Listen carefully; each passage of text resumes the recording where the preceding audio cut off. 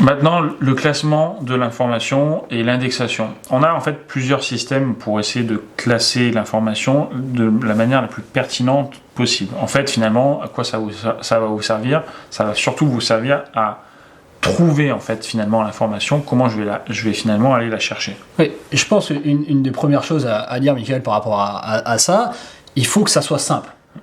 S'il y a un rangement qui est compliqué, où on ne sait pas exactement comment faire, en plus si l'entreprise est plus ou moins grande et il y a plusieurs personnes qui s'en occupent, du coup c'est pas important. Il faut que le système de rangement, de classification soit simple. La première chose. En fait il faut qu'il soit simple, il faut qu'il soit rapide, c'est-à-dire qu'à un moment donné, tiens, je vais classer les choses de manière alphabétique, hop, je sais, je cherche une personne, hop, je vais chercher la lettre B et je vais trouver facilement. Bien sûr. Et puis, il faut que ça soit simple, rapide, et il faut aussi que ça puisse être modulable, modifiable. On puisse l'étendre, au fond, à l'infini, j'ai envie de dire. Alors, aujourd'hui, c'est effectivement relativement facile avec les outils informatiques, mais quand même, il faut que ça puisse être étendu assez facilement. Oui, repensez au placard bête et méchant où il fallait vous ranger vos classeurs, voilà, il fallait imaginer, un système comme ça qui puisse être extensible effectivement, que vous puissiez quand vous ayez 1 ou 10 informations ou 100 ou 1000 informations à classer, il faut que ce système soit fait pour, et il faut qu'il soit sûr aussi en fonction de l'information que vous allez avoir à traiter. C'est vrai que c'est marrant cette image du placard. Avant c'était des placards, aujourd'hui c'est des gigas ou des terras éventuellement, et effectivement les entreprises courent après de l'espace, et c'est vraiment une donnée importante pour justement pouvoir classer cette information. Alors, quels vont être un petit peu les avantages finalement de classer l'information de manière rigoureuse?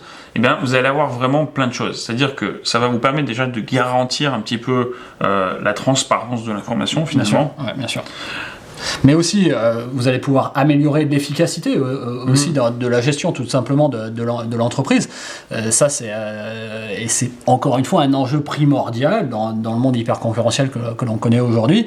Si on améliore l'efficacité, je parlais tout à l'heure de fluidité, et si on améliore cette fluidité du passage de l'information et qu'elle soit pertinente, alors ça peut être vraiment intéressant.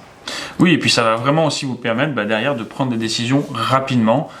Ça va faciliter finalement la prise de décision. Bien sûr. Et puis encore une fois, il y a une chose très importante, on parlait juste du stockage précédemment, mais il faut que ça puisse être fiable effectivement dans cette idée de stockage, et encore une fois qu'on puisse le retrouver facilement. Oui, et derrière, ça va vous permettre aussi d'assurer une certaine protection de l'information, et notamment des informations sensibles que vous allez devoir classifier. Alors, on a parlé notamment des informations comptables, mais aussi des informations au niveau social qui sont sensibles. Après, vous allez voir, il y a plusieurs modes de classement. Alors, on va pas toutes les énumérer là maintenant, mais par contre, vous allez pouvoir en regarder juste en dessous de cette vidéo, vous allez les retrouver.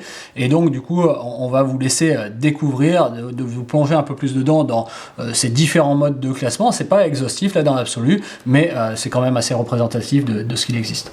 Oui, en fait, ce qu'il faut, c'est vraiment essayer d'imaginer un système qui va vous permettre de trouver l'information rapidement, que ce soit bien fait, que ce soit compréhensible pour tout le monde.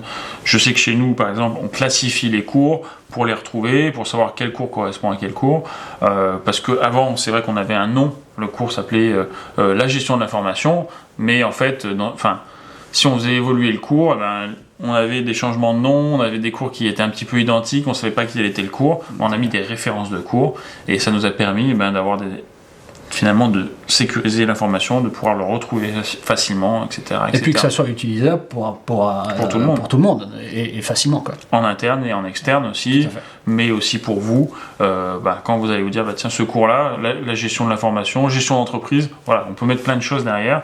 Justement, si vous classifiez les choses, c'est plus simple. Tout à fait. Ce que je vous propose, c'est de faire ensuite un petit exercice qui va vous permettre de mettre en application un petit peu tout ça.